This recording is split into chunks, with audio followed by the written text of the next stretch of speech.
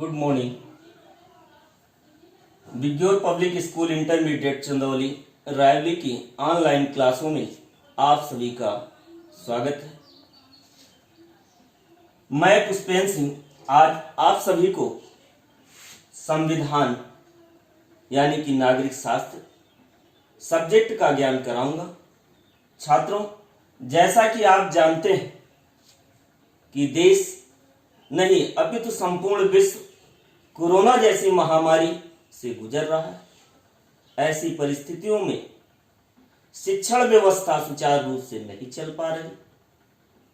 इन कारणों को ध्यान में रखते हुए यह निर्णय लेना पड़ा कि हम सभी ऑनलाइन क्लासेस पढ़ाएंगे।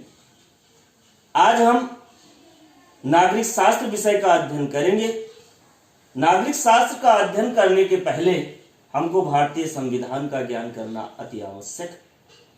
छात्रों, संविधान दो महत्वपूर्ण शब्दों से मिलकर बना है, सम प्लस विधान। सम का अर्थ है समान, विधान का अर्थ है कानून। हमारे भारतीय संविधान में सबके लिए एक समान कानून की व्यवस्था की गई। जाति, धर्म, लिंग, मूल वंश, जन्म स्थान आदि किन्हीं कारणों से किसी के साथ कोई भेदभाव नहीं किया जाएगा, ऐसा हमारे संविधान में वर्णित है। छात्रों, संविधान का पूर्ण ज्ञान करने के पहले हमें उनके महत्वपूर्ण तथ्यों की जानकारी लेनी होगी। महत्वपूर्ण तथ्यों में सबसे पहले हम बात करते हैं प्रस्तावना की। इसी प्रस्तावना को हम उद्देशिका कहते हैं। इसकी महत्ता के कारण इसे भारतीय संविधान की हृदय, आत्मा, कुंजी आदि नामों से भी जाना जाता है। बात करते हैं भारतीय संविधान में भागों की। मूल संविधान में जब हमारा संविधान बनके तैयार हुआ उस समय संविधान में 22 भाग थे। आज इनकी संख्या 25 है, क्योंकि समय समय पर भाग जोड़े गए, जैसे 4 का, 9 का, 9 का, 14 का। इस तरह से इनकी संख्या 26 होती है, लेकिन हमने यहां 25 लिखा है। इसके पीछे कारण यह है छात्रों, जैसा कि मैंने नोट पॉइंट में लिख दिया है कि भाग 7 को निष्कासित कर दिया गया, तब हमारी संख्या 25 होती। बहुत से छात्रों के मन में यह विचार आ रहा है, क्या इनकी रियल संख्या 25 है या 22 है? यदि ऑप्शन में 22-25 है और आपसे क्वेश्चन पूछा जा रहा है कि वर्तमान में संख्या कितनी है भागों की, तब आप निसंदेह 22 पर टिक करेंगे, क्योंकि ये सब अलग से जोड़े गए। 4 के साथ जोड़ा 4 का, 9 के साथ जोड़ा 9 का, 9 का, 14 का ऐसे जोड़े गए। तो जो अलग से जोड़े जाते हैं उनको अलग से गिना नहीं जाता है। लेकिन फिर मन में प्रश्न आ रहा होगा कि फिर 25 लिखा क्यों गया है? 25 इसलिए लिखा गया कि क्वेश्चन आए कि वर्तमान में संख्या कितनी है। ऑप्शन दिया जाए 25, 26, 27, 28, 22 ना हो, तब फिर टिक करेंगे 25 को। छात्रों, जब हम अलग से भाग का अध्ययन करेंगे, एक एक भाग को स्पष्ट करेंगे। बात आती है अनुसूची की। मूल संविधान में अनुसूचियां 8 थी, वर्तमान में इनकी संख्या 12 है। छात्रों, 9वीं अनुसूची जोड़ी गई। पहला संविधान संशोधन होता है, प्रथम संविधान संशोधन 1951 में होता है, जिसके तहत 9वीं अनुसूची जोड़ी गई। 10वीं जोड़ी गई 52वें संविधान संशोधन 1985 में। इसी तरह से 11वीं अनुसूची जोड़ी गई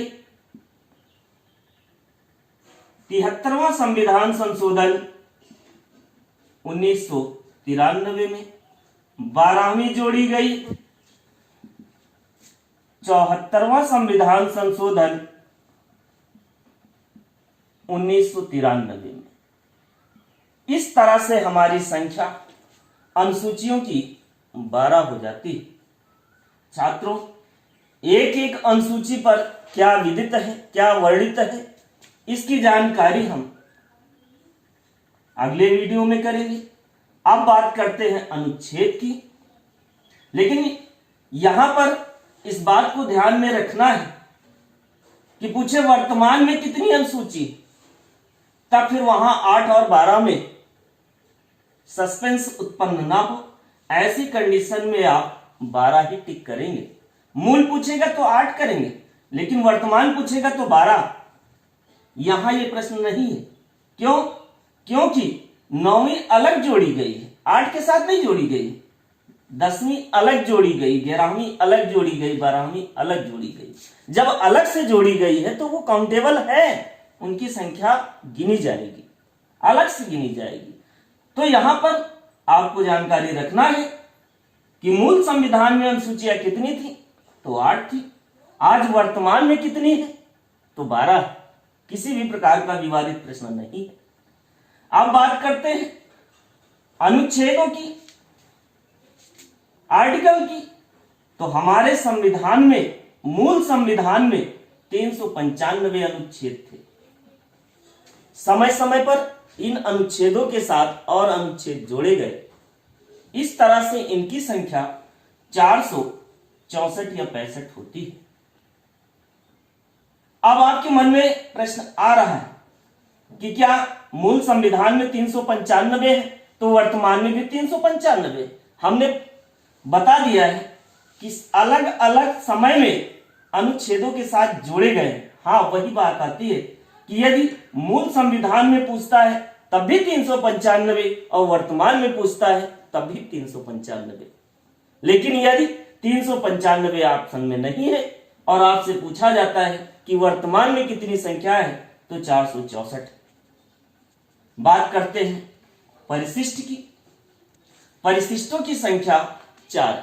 यद्यपि परिशिष्ट से हमारे संविधान को कोई लेना देना नहीं, हम लोगों को कोई लेना देना नहीं, लेकिन जो अलग से जोड़े गए जानकारी रखना आवश्यक। छात्रों, ये परिशिष्ट वो होते हैं जो अलग से जोड़े जाते हैं। तथ्यों को ध्यान में रखते हुए हम अध्ययन करेंगे। एक बार पुनः हम बात कर लेते हैं, क्योंकि ये बेसिक है। जब तक बेसिक मजबूत नहीं, बेसिक की जानकारी नहीं कि अनुच्छेद क्या है, अनुसूचियां क्या है, भाग क्या है, प्रस्तावना में क्या है, तब तक हम जानकारी नहीं रख सकते। संविधान को जानना एक व्यापक प्रक्रिया है, इसलिए ध्यान में रखना होगा इन सारे तथ्यों को। फिर पुनः बात करते हैं भारतीय संविधान के महत्वपूर्ण तथ्यों की, जिसमें आप जानते हो कि प्रस्तावना है, इसी प्रस्तावना को उद्देशिका कहा गया। भाग है, मूल संविधान में 22 भाग है, वर्तमान में इनकी संख्या 25 है, क्योंकि 4 का 9 का 9 का 14 का ये जोड़े गए। नोट बिंदु में हमने लिख दिया है कि भाग 7 को निष्कासित कर दिया गया, तब संख्या 25 हो जाती है। अब बात आती है अनुसूचियों की। अनुसूचियां मूल संविधान में 8 थी, आज इनकी संख्या 12 है, क्योंकि 9वीं अनुसूची प्रथम संविधान संशोधन, सीए का मतलब कॉन्स्टिट्यूशन अमेंडमेंट, प्रथम संविधान संशोधन 1951 में जोड़ा गया। 10वीं अनुसूची 52वें संविधान संशोधन 1985 में, 11वीं अनुसूची 73वें संविधान संशोधन 1993 में, 12वीं अनुसूची 74वें संविधान संशोधन 1993 में। इस तरह से फिर बात करते हैं अनुच्छेदों की। तो वर्तमान में 395, यदि 395 नहीं है तो 464, परिशिष्ट 4। छात्रों, ये हमारा पहला वीडियो है, इसलिए ज्यादा लंबा ना करते हुए हम अगले वीडियो में आपको भारतीय संविधान के भागों का ज्ञान कराएंगे। लेकिन आप इसे सुंदर राइटिंग में रोक रोक कर अच्छे से लिख लेंगे। जय हिंद, जय भारत।